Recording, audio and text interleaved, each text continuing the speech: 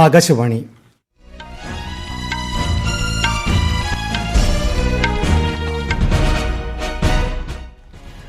നമസ്കാരം. വാർത്തകൾ വായിക്കുന്നത് അനിൽകുമാർ.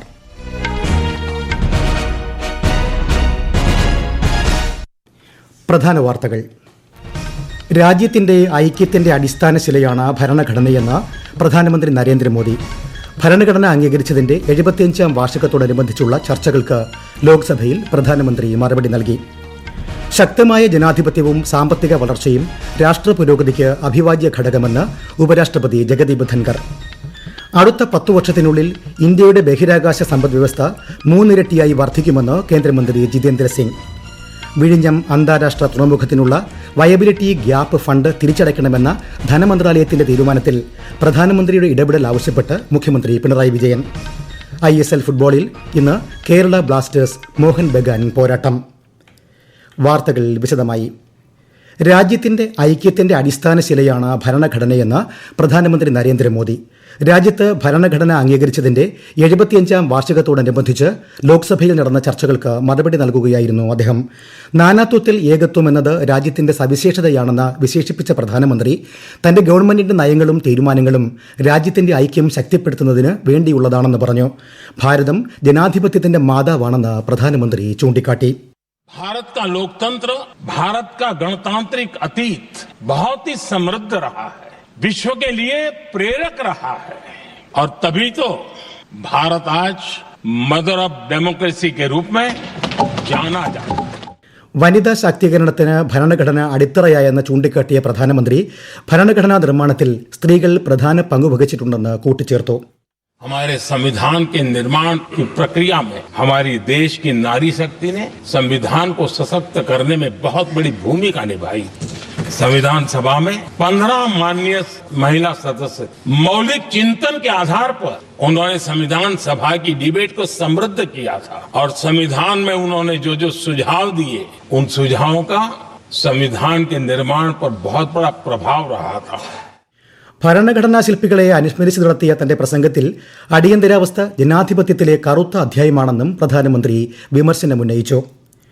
ഒരു രാജ്യം ഒരു തെരഞ്ഞെടുപ്പ് സംബന്ധിച്ച 2 ബില്ലുകൾ തിങ്കളാഴ്ച ലോക്സഭയിൽ അവതരിപ്പിക്കും. ഭരണഘടനയുടെ 129ാം ഭേദഗതി ബിൽ, കേന്ദ്രഭരണ പ്രദേശ നിയമ ഭേദഗതി ബിൽ എന്നിവയാണാവ. കേന്ദ്ര നിയമമന്ത്രി അർജുൻ റാം മേഘ്വാളാകും ബില്ലുകൾ അവതരിപ്പിക്കുക.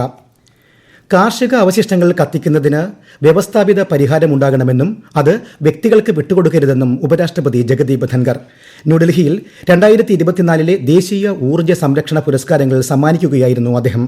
ദേശീയ തലസ്ഥാനം എല്ലാ വർഷവും അഭിമുഖീകരിക്കുന്ന അപകടകരമായ പാരിസ്ഥിതിക പ്രശ്നത്തിന് പരിഹാരം കാണണമെന്നും ഉപരാഷ്ട്രപതി ആവശ്യപ്പെട്ടു. ശക്തമായ ജനാധിപത്യവും സാമ്പത്തിക വളർച്ചയും രാഷ്ട്ര പുരോഗതിക്ക് അഭിവാജ്യ ഘടകമാണെന്ന് ഉപരാഷ്ട്രപതി ജഗദീപ് ധൻഖർ ന്യൂഡൽഹിയിൽ നടന്ന India post and telecommunications accounts and finance സർവീസസിന്റെ 50ാമത് സ്ഥാപക ദിനാഘോഷ വേളയിൽ സംസാരിക്കുകയായിരുന്നു അദ്ദേഹം. നിയമനിർമ്മാണ, കാര്യനിർവഹണ, നീതിന്യായ വിഭാഗങ്ങൾ തമ്മിൽ ഏകോപിതമായ പ്രവർത്തനം ആവശ്യമാണെന്ന് അദ്ദേഹം പറഞ്ഞു. വ്യക്തികൾക്കുമേലും സ്ഥാപനങ്ങൾക്കുമേലും നിയന്ത്രണങ്ങളില്ലെങ്കിൽ ജനാധിപത്യം നിലനിൽക്കില്ലെന്നും ഉപരാഷ്ട്രപതി കൂട്ടിച്ചേർത്തു. 3 institutions, the judiciary, the executive and the legislature, they must act in tandem and togetherness. They must act in harmony. Trust me, there will ever be issues in the family or in the system. Issues are organic. Issues help us go forward like a failure. A failure is not a setback. It propels you to attain success next time. But we must learn to respect the other point of view. നിർമ്മിത ബുദ്ധി പ്രയോജനപ്പെടുത്തുന്നതിനോടൊപ്പം മാനുഷിക വീക്ഷണങ്ങളും തീരുമാനങ്ങൾ കൈക്കൊള്ളുന്നതിൽ പ്രധാനമാണെന്ന് ഉപരാഷ്ട്രപതി ചൂണ്ടിക്കാട്ടി. ഈടില്ലാത്ത കാർഷിക വായ്പകളുടെ പരിധി 1.6 ലക്ഷത്തിൽ നിന്ന് 2 ലക്ഷമായി ഉയർത്തി റിസർവ് ബാങ്ക്. അടുത്ത മാസം 1 മുതൽ തീരുമാനം പ്രാബല്യത്തിൽ വരും. കർഷകർക്ക് ധനലഭ്യത ഉറപ്പാക്കാൻ തീരുമാനം സഹായിക്കുമെന്ന് കൃഷി കർഷക ക്ഷേമ മന്ത്രാലയം പ്രസ്താവനയിൽ അറിയിച്ചു. വായ്പാ പരിധി വർധനവ് പരമാവധി കർഷകരിലേക്ക് എത്തിക്കാൻ ബാങ്കുകൾക്ക് നിർദ്ദേശം നൽകിയതായും മന്ത്രാലയം വ്യക്തമാക്കി. വിഴിഞ്ഞം അന്താരാഷ്ട്ര തുറമുഖത്തിനുള്ള വയബിലിറ്റി ഗ്യാപ്പ് ഫണ്ട് തിരിച്ചടയ്ക്കണമെന്ന ധനമന്ത്രാലയത്തിന്റെ തീരുമാനത്തിൽ പ്രധാനമന്ത്രിയുടെ ഇടപെടൽ ആവശ്യപ്പെട്ട് മുഖ്യമന്ത്രി പിണറായി വിജയൻ. VGF-ആയി വിഴിഞ്ഞത്തിന് നൽകേണ്ട 817.80 കോടി രൂപ ലഭിക്കണമെങ്കിൽ കേരളം നെറ്റ് പ്രസന്റ് മൂല്യം അടിസ്ഥാനമാക്കി തിരിച്ചടയ്ക്കണമെന്ന നിബന്ധനയാണ് കേന്ദ്രം മുന്നോട്ട് വച്ചത്. മാനദണ്ഡമനുസരിച്ച് VGF വായ്പയായി പരിഗണിക്കേണ്ടതല്ലെന്ന് പ്രധാനമന്ത്രിക്ക് അയച്ച കത്തിൽ മുഖ്യമന്ത്രി ചൂണ്ടിക്കാട്ടി. ആകാശവാണി വാർത്തകളും വാർത്താ അധിഷ്ഠിത പരിപാടികളും all India radio news Thiruvananthapuram YouTube ചാനലിലും at all India radio news Thiruvananthapuram Facebook പേജിലും AIR ന്യൂസ് _തിരുവനന്തപുരം ഇൻസ്റ്റഗ്രാം അക്കൌണ്ടിലും അറ്റ് AIR ന്യൂസ്_TVM X ഹാൻഡിലും ലഭ്യമാണ്. അടുത്ത 10 വർഷത്തിനുള്ളിൽ ഇന്ത്യയുടെ ബഹിരാകാശ സമ്പദ് വ്യവസ്ഥ 3 ഇരട്ടിയായി വർദ്ധിക്കുമെന്ന് കേന്ദ്ര ശാസ്ത്ര സാങ്കേതിക മന്ത്രി ഡോക്ടർ ജിതേന്ദ്ര സിംഗ്. ന്യൂഡൽഹിയിൽ ഒരു സ്വകാര്യ മാധ്യമ സ്ഥാപനം സംഘടിപ്പിച്ച ഇന്ത്യ ഇക്കണോമിക് കോൺക്ലേവിൽ സംസാരിക്കുകയായിരുന്നു അദ്ദേഹം.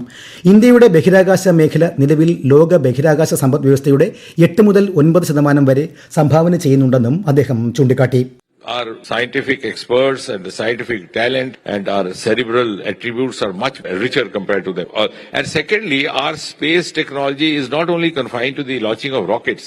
We are using it extensively in the construction of smart cities, in unmanned railway tracks, in roads, buildings. So both these sectors, which are considered to be little distant, are being under this regime used more for bringing in ease for the 2035 India സ്വന്തമായി ബഹിരാകാശ നിലയം സ്ഥാപിക്കുമെന്ന് പറഞ്ഞ അദ്ദേഹം ബഹിരാകാശ മേഖല ആഗോള നിലവാരത്തിലേക്ക് ഉയർത്തുന്നതിന്റെ പാതയിലാണ് ഇന്ത്യയെന്നും കൂട്ടിച്ചേർത്തു.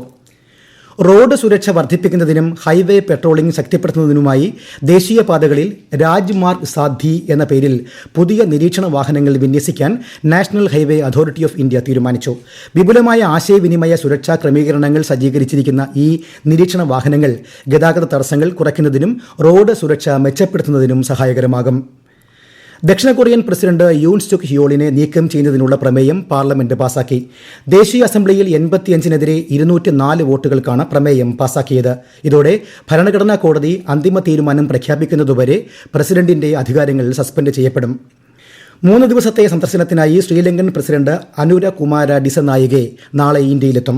രാഷ്ട്രപതി ദ്രൗപദി മുർമുവുമായി അദ്ദേഹം കൂടിക്കാഴ്ച നടത്തുമെന്ന് വിദേശകാര്യ മന്ത്രാലയം പറഞ്ഞു.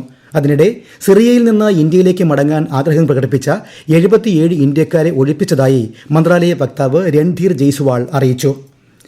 ISL ഫുട്ബോളിൽ ഇന്ന് കേരള ബ്ലാസ്റ്റേഴ്സ് മോഹൻ ബഗാനെ നേരിടും. രാത്രി 7:30 കൊൽക്കത്തയിലാണ് മത്സരം. ബംഗളൂരുവിൽ ഇന്ന് നടന്ന ബംഗളൂരു FC ഗോവ മത്സരം സമനിലയിൽ പിരിഞ്ഞു. ഇരു ടീമുകളും 2 ഗോളുകൾ വീതം നേടി. ബ്രിസ്ബെയിനിലെ ഗബ്ബയിൽ നടക്കുന്ന ബോർഡർ ഗാവസ്കർ ട്രോഫി ക്രിക്കറ്റ് 3ാം ടെസ്റ്റിലെ ആദ്യ ദിന മത്സരം മഴ മൂലം ഉപേക്ഷിച്ചു. കളി നിർത്തുമ്പോൾ ഇന്ത്യക്കെതിരെ ആതിഥേയരായ ഓസ്ട്രേലിയ വിക്കറ്റൊന്നും നഷ്ടപ്പെടാതെ 28 റൺസ് നേടിയിട്ടുണ്ട്. 5 മത്സരങ്ങളുള്ള പരമ്പരയിൽ ഇരു ടീമുകളും നിലവിൽ ഓരോ കളികൾ ജയിച്ച സമനിലയിലാണ്. 78ാമത് സന്തോഷ് ട്രോഫി ഫുട്ബോളിൽ ഫൈനൽ റൗണ്ട് പോരാട്ടങ്ങൾക്ക് ഹൈദരാബാദിൽ തുടക്കമായി. ആദ്യ മത്സരത്തിൽ നിലവിലെ ചാമ്പ്യന്മാരായ സർവീസസിനെ 1-0 മണിപ്പൂർ തോൽപ്പിച്ചു. നാളെ രാവിലെ ഗോവയ്ക്കെതിരെയാണ് കേരളത്തിന്റെ ആദ്യ മത്സരം. സംസ്ഥാനത്ത് അടുത്ത 5 ദിവസം ശക്തമായ മഴയ്ക്ക് സാധ്യത. ഇന്ന് തിരുവനന്തപുരം, കൊല്ലം, ആലപ്പുഴ ജില്ലകളിൽ കേന്ദ്ര കാലാവസ്ഥാ വകുപ്പ് മഞ്ഞ ജാഗ്രത പ്രഖ്യാപിച്ചിട്ടുണ്ട്. കേരള, ലക്ഷദ്വീപ് തീരങ്ങളിൽ ഇന്ന് മത്സ്യബന്ധനത്തിന് വിലക്കേർപ്പെടുത്തി. അരുണാചൽ പ്രദേശിലെ നെഹ്റലഗുണിലെ സ്കൂളിൽ വാട്ടർ ടാങ്ക് തകർന്നു വീണ് 3 വിദ്യാർത്ഥികൾക്ക് ദാരുണാന്ത്യം. 2 പേർക്ക് ഗുരുതരമായി പരിക്കേറ്റു. സംഭവത്തിൽ സ്കൂൾ കെട്ടിട ഉടമ, പ്രിൻസിപ്പൽ, 4 വാർഡന്മാർ എന്നിവരെ പോലീസ് അറസ്റ്റ് ചെയ്തു. നാവികസേനാ മേധാവി അഡ്മിറൽ ദിനേശ് കെ ത്രിപാഠി 4 ദിന ഔദ്യോഗിക സന്ദർശനത്തിനായി ഇന്തോനേഷ്യയിലെത്തി. ഇന്തോനേഷ്യൻ പ്രതിരോധ മന്ത്രി, കരസേനാ മേധാവി, നാവികസേനാ മേധാവി തുടങ്ങിയ ഉന്നത സർക്കാർ പ്രതിനിധികളുമായി അദ്ദേഹം ഉഭയകക്ഷി ചർച്ചകൾ നടത്തും. സമുദ്ര സുരക്ഷ, സംയുക്ത പരിശീലന പദ്ധതികൾ തുടങ്ങിയ പ്രതിരോധ വിഷയങ്ങളും ചർച്ചാ വിഷയമാകും. ഇരു രാജ്യങ്ങളും തമ്മിലുള്ള ഉഭയകക്ഷി സഹകരണം മെച്ചപ്പെടുത്തുന്നതിന്റെ ഭാഗമായാണ് സന്ദർശനമെന്ന് പ്രതിരോധ മന്ത്രാലയം വ്യക്തമാക്കി. തിരുവനന്തപുരത്ത് നടക്കുന്ന 29ാമത് കേരള രാജ്യാന്തര ചലച്ചിത്രമേളയുടെ 3ാം ദിനമായ നാളെ പ്രദർശിപ്പിക്കുന്നത് 67ഓളം ചിത്രങ്ങൾ. പ്രധാന വാർത്തകൾ വീണ്ടും. രാജ്യത്തിന്റെ ഐക്യത്തിന്റെ അടിസ്ഥാന ശിലയാണ് ഭരണഘടനയെന്ന് പ്രധാനമന്ത്രി നരേന്ദ്രമോദി.